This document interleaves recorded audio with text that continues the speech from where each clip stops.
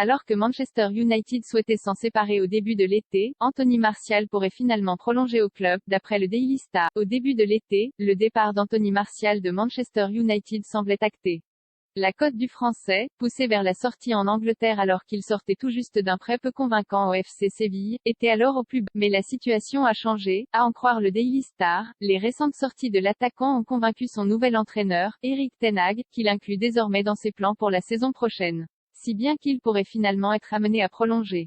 Pour l'heure, Martial, 26 ans, est encore sous contrat jusqu'en juin 2024 avec les Red Devils, mais son bail pourrait bien être étendu d'1 ou 2 saisons, le club ne souhaitant vraisemblablement pas le voir partir libre. En début d'été, le club avait pourtant émis le souhait de le voir partir et semblait disposé à s'en débarrasser contre 20 millions d'euros environ.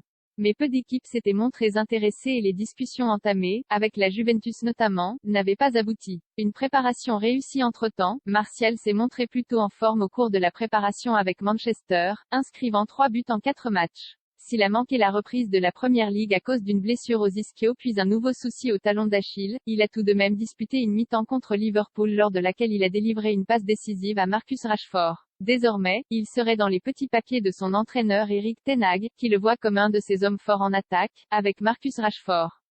Arrivé à United en 2015, en provenance de Monaco, Martial avait vu sa cote dégringoler ces derniers mois.